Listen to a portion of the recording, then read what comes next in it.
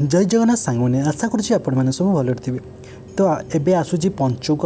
तो पंचुक कौन कौन करवा उचित कौन कौन करवा उचित नुहे से विषय ये वीडियो आम जाना।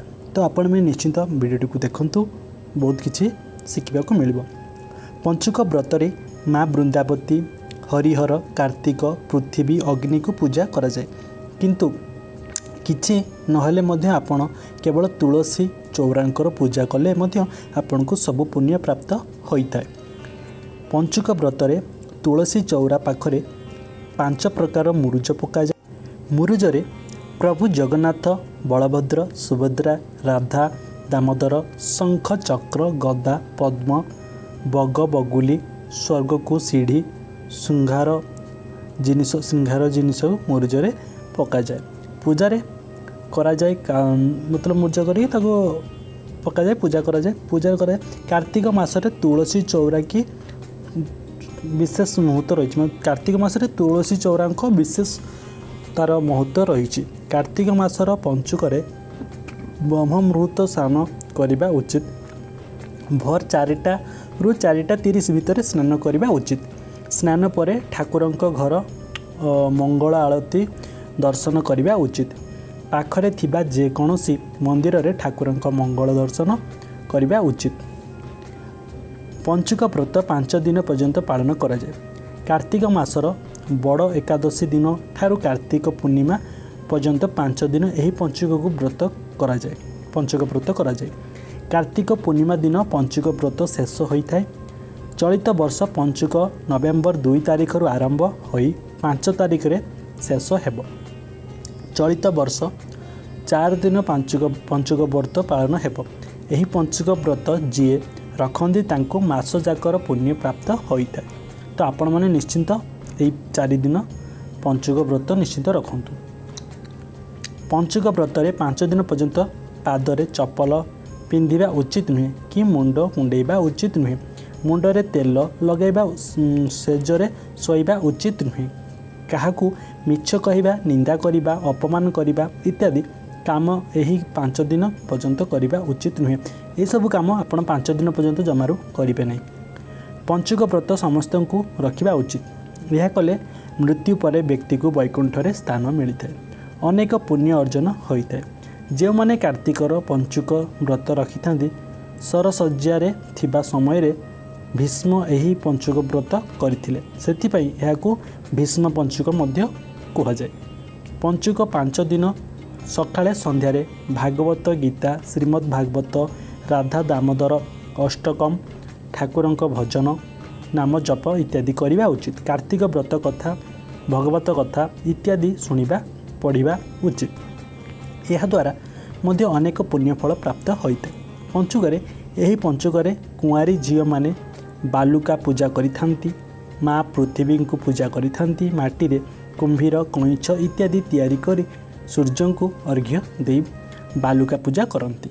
कृष्णंकर बाल्य लीला को मने पकई कुआरी झील माने बुली बुली दही बिकी थांती एवं बालुका पूजा बही पढ़ी बालुका पूजा करिथांती। गाँ गहली रे बालुका पूजा देखा मिलता है, नहले चौरा पाखरे बालुका मध्य कहीं कहीं करिथांती। पंचुक समय नदी पुष्करणी किंबा बैतरणी जलाशय रे स्नान करने नियम रही है। पवित्र जलाशय रही है। तो पंचुक ब्रह्म मुहूर्त स्नान कले गंगा स्नान पुण्य मिलता है। आपण स्नान करने समय ओम नमो भगवते वासुदेवाय नमः यह उच्चारण कर स्नान करने उचित। घरे स्नान करुले गंगा जल पकई स्नान करने उचित। यदि आपण को पाखरे कि पोखरी कि नदी ना कि जदि आप घरे गाधोचन तो से पानी टे गंगा जल पकई स्नान करेंगे। शरीर को शुद्ध एवं पवित्र करने हेले गाधेवा पानी रे हलदी गोबर गंगा जल नहले कुश पकई आपण पंचुक स्नान करें।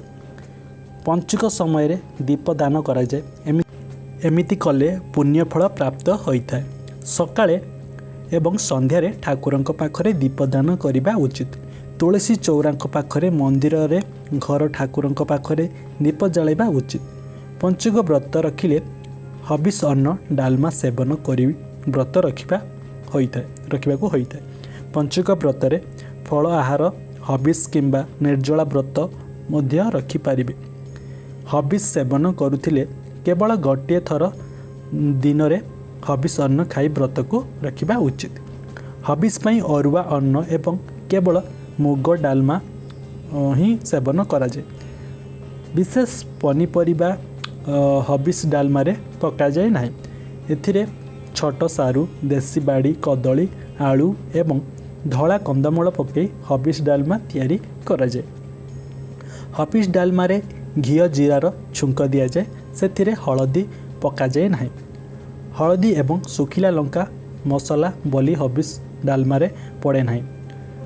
डालमा छुंक परे लंका बदल रे गलमरीच पाउडर पकई पारिबे।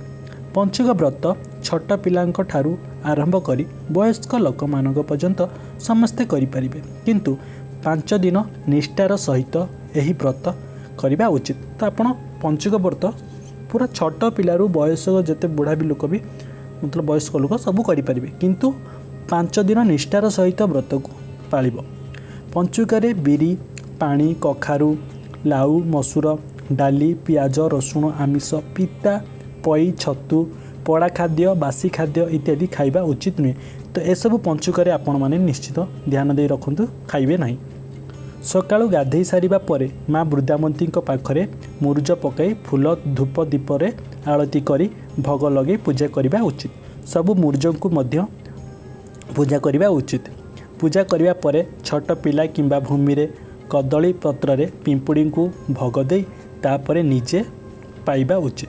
जे माने पंचुक व्रत रखिपारे नहीं से माने मध्य एही पंचुकरे स्वास्तिक भोजन करिबा उचित। आमिष पड़ा पिता निशा द्रव्य ठारू दूरे रहिबा उचित। पंचुक समय रे तुलसी पत्र तलिबा उचित नुहे।